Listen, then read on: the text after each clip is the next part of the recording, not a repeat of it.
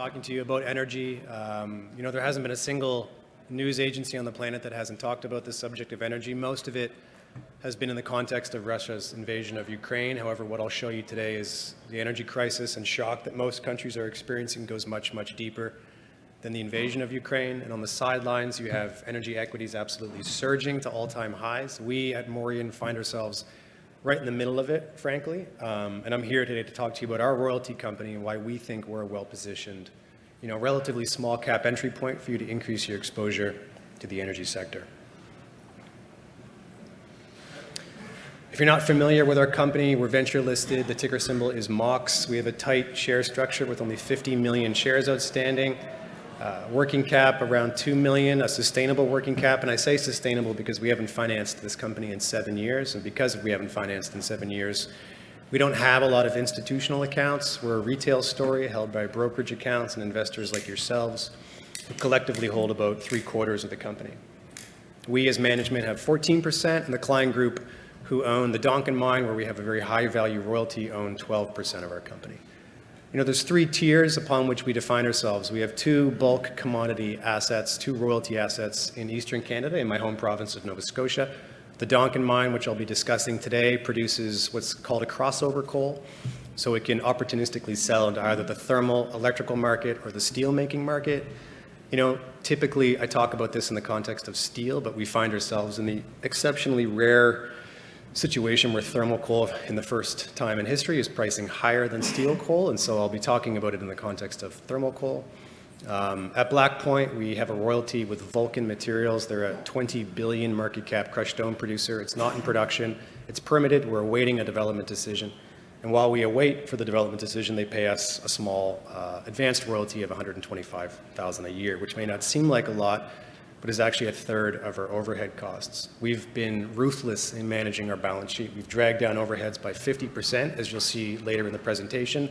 That's allowed us to use our capital to buy back stock through a normal course issuer bid, where we've purchased back 10 million shares and also issued dividends. So this is why I'm here. I'm talking about the Donken Mine. It's in Cape Breton, Nova Scotia, and its potential reopening. The operator put the mine on care and maintenance at the onset of COVID in 2020. And they've submitted an application to the Nova Scotia government to reopen the mine. We're expecting the Nova Scotia government to make a decision on that in the next couple of days, in fact. This is not a community or environmental-based permitting process. This mine is permitted. This is just an engineering exercise to take the mine plan from one based on care and maintenance into operations. So when we get this decision, which we hope will be in our favor, it'll have very material impact on our company. But before talking about its impact on our balance sheet, let's just look at why Donken is back online now. I think if you could remember any slide from today's presentation, please make it this one. We're looking at global energy consumption. This is over a period of 2010 to 2021, with fuel type broken out on the x-axis. There's 2 takeaways here. We have hydrocarbons providing 81% of the world's energy in 2021 versus 3% for wind and solar. I'm not trying to diminish the clean energy transition. It needs to happen, it will happen, but some context is needed to just showcase the pace at which it is or isn't happening.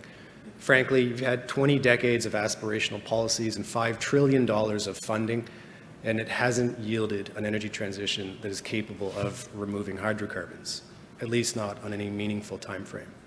So that's baseload demand. The second point is related to growth in demand. We add, through population growth, a new Canada to the world every 6 months. Every year, basically, a new Mexico is added to the grid in terms of energy demand. That comes from urbanization, population growth, a growing middle class. And let's look at which energy types provide that increase in energy. And if you look at 2021, renewables supplied 5% of new energy, with coal accounting for 27%. So the point of me showing you baseload and growth in terms of fuel supply is just to showcase the point that coal's contribution to both baseload and new growth isn't short-lived, and it is not reliant on Russia's invasion of Ukraine. In 2021, coal consumption went through the 8 billion ton mark for the first time in history, hit an all-time high. It's expected to hit another all-time high in 2022 and yet another all-time high in 2023, which is where the model stops. This is not the chart of a commodity that's losing market share. When you have supply curtailed, which is what's happening because of ESG constraints that are placed on the build-out of new LNG infrastructure, the financing of new coal mines, coupled with surging demand and the inability for renewables to scale up, you get charts like this. Now, granted, we are looking at European energy prices, which are the epicenter of the global energy crisis, but it's not discriminatory to the European Union. We're seeing prices go up across the board. I've indexed this chart to August of 2020, and you can see nat gas prices have gone up 30 times, and thermal coal prices have gone up 10 times as of today, in fact. You know, when Donken was put on care and maintenance, thermal coal was $37 a ton. It's now $3.85 US a ton. In terms of what industry leaders and people around the world are doing on the ground, we've seen a bit of a U-turn in terms of energy policy. The president of China has admitted that renewables are just too intermittent to yet act as baseload. Emin Nasser, who runs the world's largest oil company, has admitted that we just haven't invested enough in new capacity to meet surging demand. The Prime Minister of Poland has commented that we're witnessing the creation of a new energy order, and then the President of the Czech Republic taking it a step further and blaming the crisis on green fanaticism. I think however you slice it, we're witnessing a major structural shift in how you view energy policy, with more reliance placed on reliable, stable supply. In terms of what's tangible changes that have happened on the ground, Austria has reactivated a massive coal plant that they were trying to decommission that went offline 2 years ago. Germany has been burning more coal. 1/3 of its electricity now comes from thermal coal. The Netherlands has activated what they call an early warning phase to lift a cap on its coal-fired plants. India's coal imports have grown by 1/3. South Korea essentially did what the Netherlands did. Japan struck the most lucrative coal deal ever. This is with Glencore at $3.75 US a ton. Keep in mind that that price for thermal coal was $37 2 years ago. Rotterdam, which is the main import artery into the European Union, has seen its coal imports grow by 1/3. And on August 10th, the European Union formally banned the importation of Russian coal into Europe. That's meaningful because that represents 48 million tons of coal that is no longer making its way from Russia into Europe. Now, the Duncan Mine, with that in mind, is owned by a U.S. company, a private company, the Klein Group. When they were operating in the United States, they ran 3 of the 4 most productive underground coal mines in the United States. They sold that public company to Morien Energy for $1.5 billion in 2015, and with that capital, they came north to Canada and purchased 2 coal mines, one of which was the Donken Mine, where at the time we had a working interest. We sold it to them along with Glencore's interest for a cash and royalty payment. When it comes to the bulk commodity business, whether it's phosphate, crushed stone, or coal, location and infrastructure always mean a lot. It's one of the first things you look at.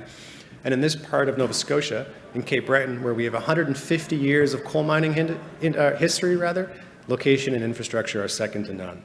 Essentially what you have is the Donken Mine has $250 million of capital spent. It's hopefully about to go back into production, sitting 30 kilometers from a deep water, unused, uncongested, recently upgraded port, about to start exporting the one commodity that's in the highest demand globally right now. Its transportation advantage really can't be overstated. It's 30 kilometers from port versus about 350 kilometers is the average for its peer group, for its competition. And once it gets to port, it has yet another transportation advantage and cost advantage in that it's the closest port to Europe, the hottest market for seaborne coal at the moment. And once it gets to market, it has yet another advantage in its heat content. Donken's BTUs per pound, which is how you measure energy in coal, are off the charts compared to most products. That's meaningful because that Russian product I was referring to, that 48 million tons, was all high energy coal. So Europe is looking for high energy coal. They're not getting it from the producers and exporters that are selling into Europe, which are Indonesia, Colombia, South Africa. They're going to get it from Donken, and they'll get it from the Appalachians in the US as well.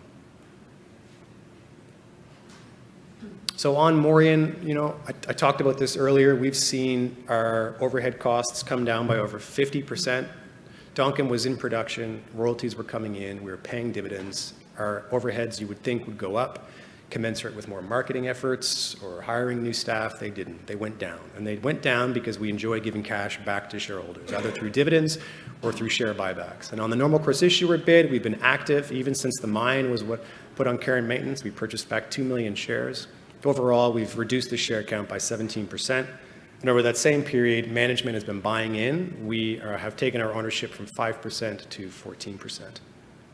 So when Donken is at full production, we'll be earning somewhere between 7 and 30 million. That's a big delta. The variance there is related to coal price.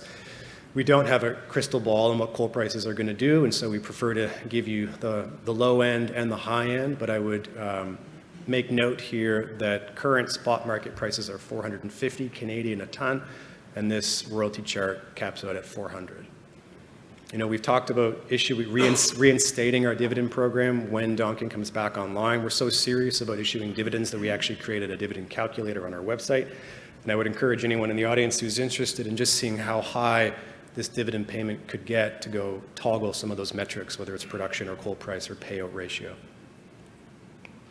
So why invest in Morien? Well, one, our royalty from the mine could be equal or greater than our current market cap. Market cap's 30 million, and that's significant given that most royalty companies, even the pure play royalty companies, trade at a significant multiple to their annual cash flow. There's been a lot of money invested at Donken over the years by the Klein Group. These are long life royalties, 20 years in the case of Donken and 50 in the case of Black Point. The demand for these commodities isn't going anywhere. You have a strong balance sheet, no debt.